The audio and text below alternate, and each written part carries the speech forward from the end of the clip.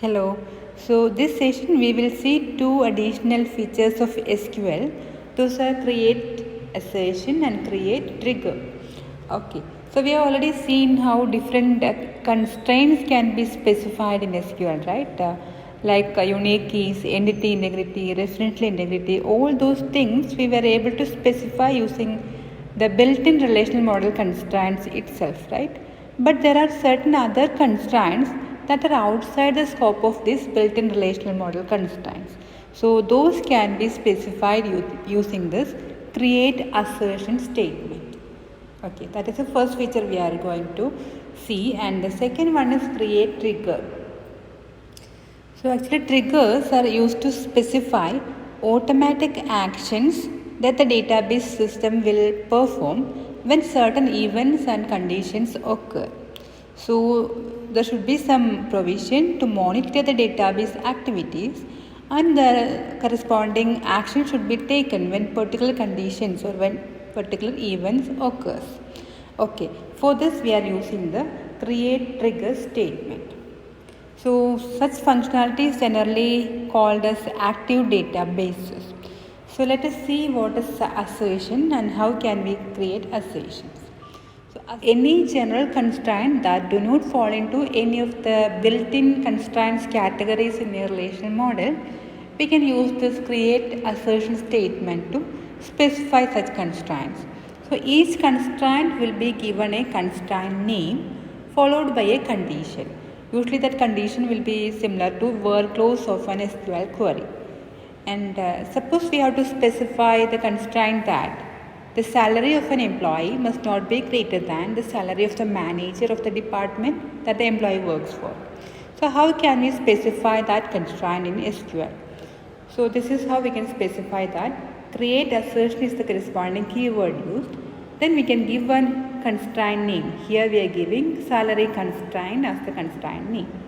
Then followed by check. So after this check, this is for checking the condition. Inside a parenthesis, we have to specify the condition. Okay, this is how we can specify any constraint. So what's the condition here? So condition is that there should not be any employee whose salary is greater than his manager's salary. Okay. So we will write the query as select all the tuple from employee and department joining using department number, and the condition is that employee's salary is greater than manager's salary. And we are including this query result in a not exist clause. That means always the result of this query should be empty. Okay, there should not be any tuple or any employee which satisfies this condition. So this is how we can specify the corresponding constraint. So whenever some tuples in the database cause the condition of an assertion statement to evaluate to false, the constraint is violated, right?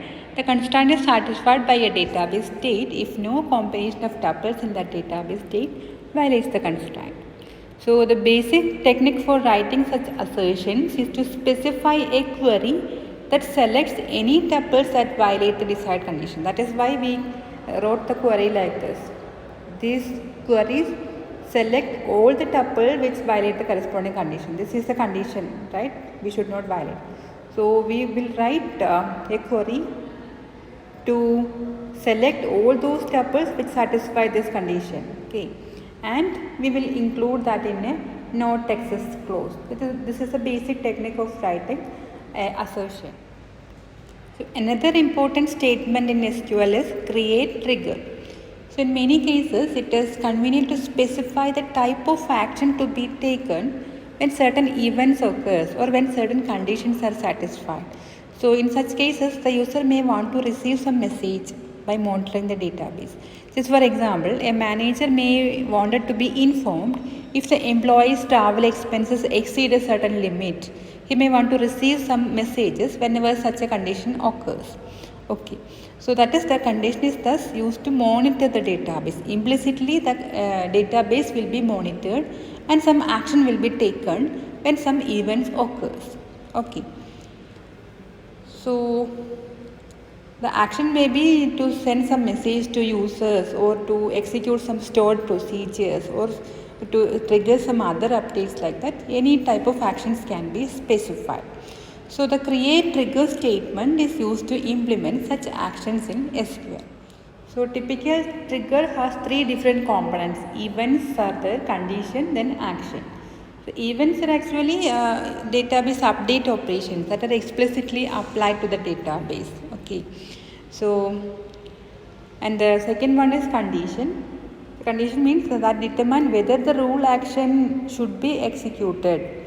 Once the triggering event has occurred, an optional condition may be evaluated. If no condition is specified, the action will be executed once the event occurs. Okay. So if a condition is specified, it is first evaluated, and only if it evaluates to true will the rule action will be executed. And the third one is the action. This is an action to be taken. That is, action is usually a sequence of SQL statements, or it can be some other external program that will be automatically executed like that. So we can see an example in which we can see these three different components. So just for example, suppose we want to check whenever an employee's salary is greater than the salary of his or her direct supervisor. So that is a triggering rule. The salary of the employee should not exceed that of his or her supervisor. Okay. So how will you write this as a trigger? So several events can trigger this rule, right? Inserting a new employee record, changing an employee's salary, or changing an employee supervisor. All these types of events may trigger this rule. So we want to take an action when this rule is violated. Okay. So we are given a name salary violation to this trigger.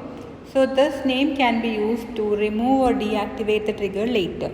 Okay. Now we can see different components of this trigger. First, the events. So as we know, the events are actually the database update operations that are explicitly applied to the database, right? And that may trigger the rule. So here the corresponding events can be inserting, right? Inserting an employee record, inserting a new employee record, or changing an employee's salary, or changing employee supervisor. So we wrote here insert or update of salary or supervisor SSN on employee. That is our event here. Okay. So the person who writes the trigger must make sure that all possible events are accounted for. Okay.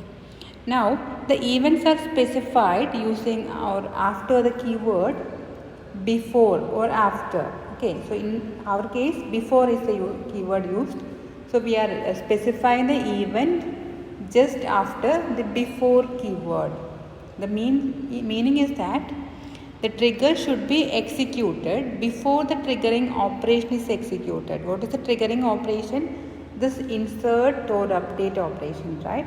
So before that we have to execute the trigger. Okay.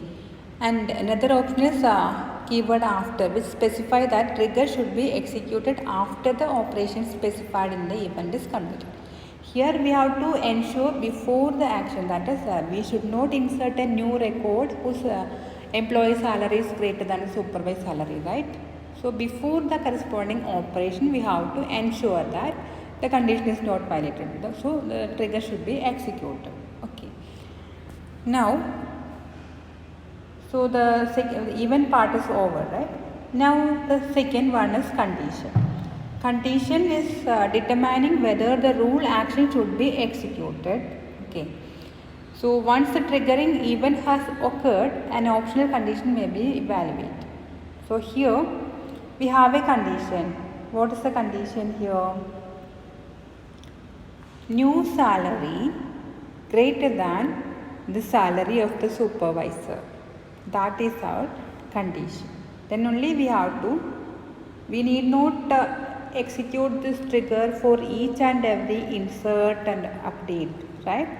But only when this condition is satisfied, that is when we insert a new record, the salary of the employee greater than the salary of the corresponding supervisor. If this condition is satisfied, we have to execute the corresponding trigger before inserting such a tuple, before inserting such a record. So that is the condition. If there is no condition is insisted here, before insertion or updation we have to execute trigger always. But here we are given a condition. And the third part is action to be taken. Okay. So usually the action will be a sequence of statements or something like that. Here the action is to execute a stored procedure, inform supervisor. Okay. So using this supervisor and employee SSN, we are calling the corresponding stored procedure. And this procedure we in turn inform the supervisor about this event. Okay. So this is how we can specify some actions to be taken when a particular event is occurring or when a particular condition is satisfied. For that we are using the triggers.